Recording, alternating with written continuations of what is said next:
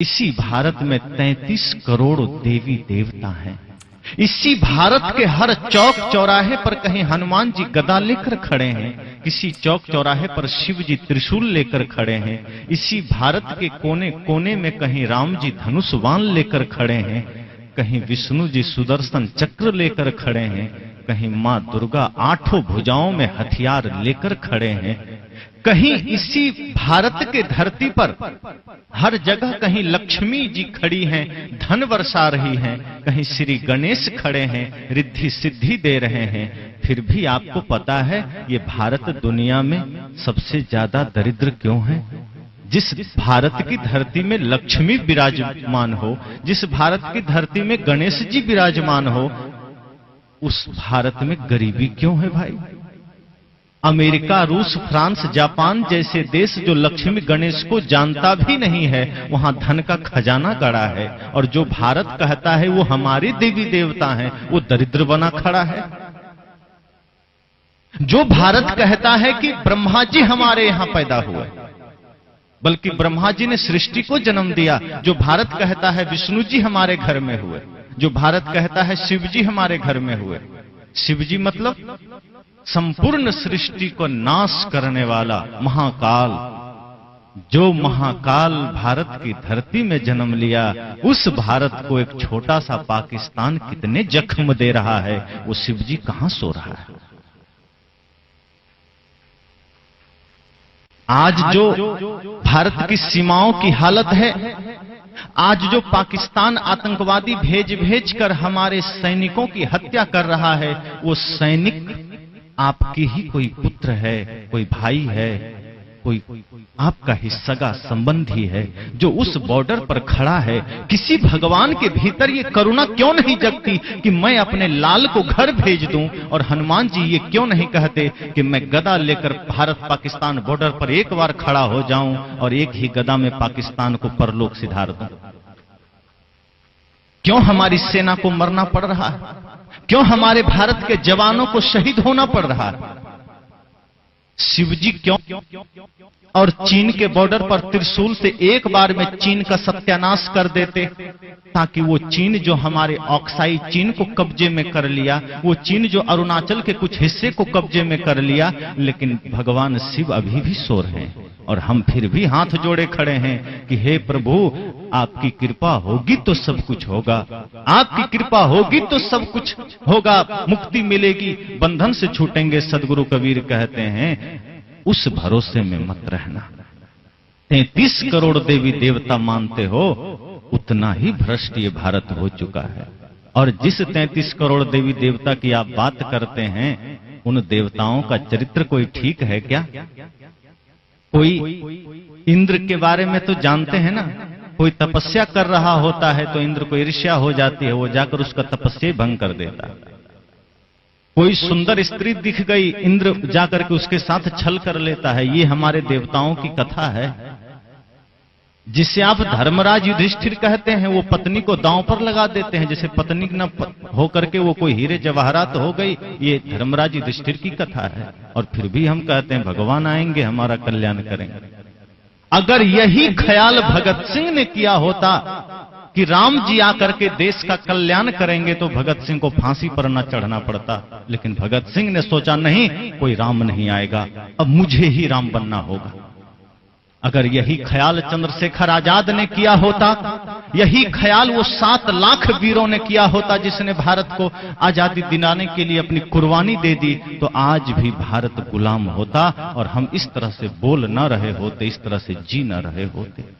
लेकिन हमारे शहीदों ने समझा कि अब कोई राम नहीं आने वाले,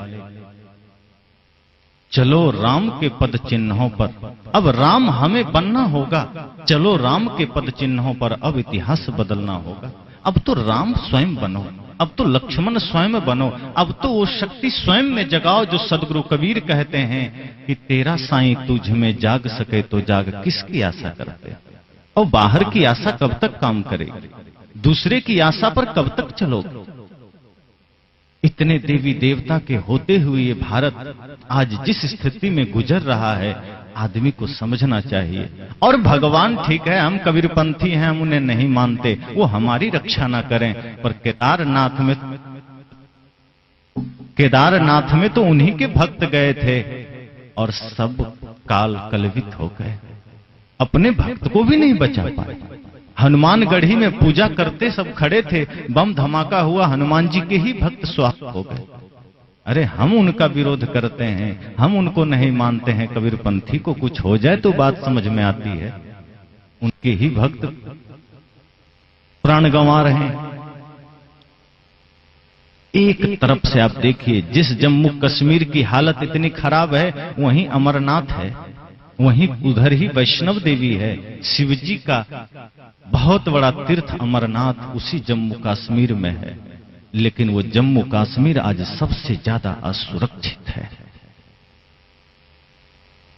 जिस देश में इतने सारे भगवान हों, जिस देश के एक एक घर में इतने सारे भगवान हों, वो देश इतना कंगाल कैसे हो सकता है? हमें सोचना होगा। जिन महापुरुषों ने हमें जगाने का प्रयास किया, जिन संतों ने हमें जगाने का प्रयास किया, हमने उन्हें ध्यान ही नहीं दिया। कभी इसी धरती पर महात्मा बुद्ध आकर के हमें झकझोरते हैं कि बाहर किधर दृष्टि डाल रहे हो, अपदीप, अपने भीतर की शक्ति को जगाओ, अपने भीतर के प्रकाश को जगाओ।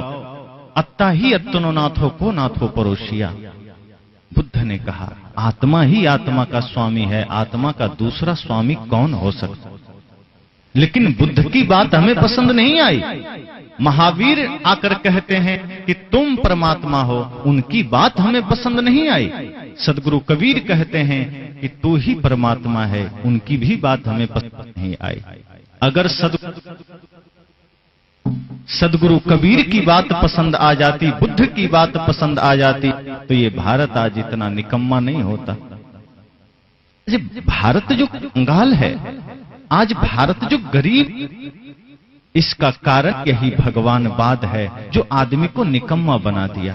तो कोई मेहनत करना भी चाहता है तो ये तथाकथित धर्मगुरु कहते हैं, अरे कुछ करने की आवश्यकता नहीं, बस एक बार भगवान का नाम ले लो, काम बन जाएगा, और वो आदमी निकम्मा हो जाता है। जो कुछ करना भी चाहता है, ये भगवानवाद की जो बातें हैं उसको निकम्मा बना देती।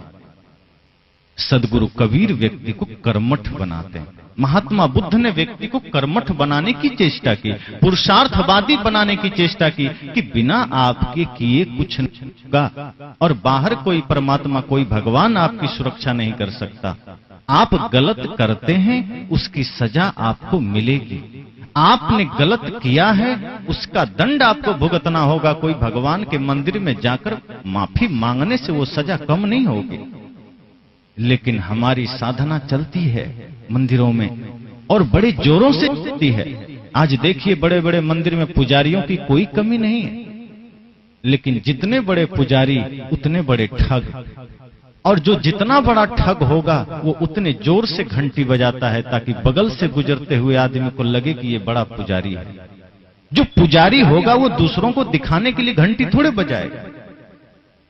जब कोई नहीं होता है तो वही आदमी धीरे धीरे ओम नमः शिवाय बोलता है। वो आदमी धीरे धीरे ओम जय जगदीश हरे बोलता है, और देखता है दो चार आदमी की भीड़ आ रही है तो जल्दी जल्दी ओम नमः शिवाय शुरू हो जाता है, ताकि लोग समझ सकें कि बड़ा ध्यानी आदमी है, बड़ा भक्त आदमी है। लेकिन भक्ति है कहां? मुख में राम और बगल में छुरी। सदगुरु संत कहते हैं ऐसे लोग तो उस तरह से होते हैं जो मुख पर तो बड़े ज्ञान की बातें होगी, बड़े ध्यान की बातें होगी, बड़े साधना की बातें होगी, और भीतर शकुनी की तरह कपट कतरनी चलती रहती, कोई एकता नहीं। इसलिए मैंने कहा, अगर आंखें हैं, अगर नेत्र है, तो हम हर जगह उस परमात्मा को देख सकेंगे।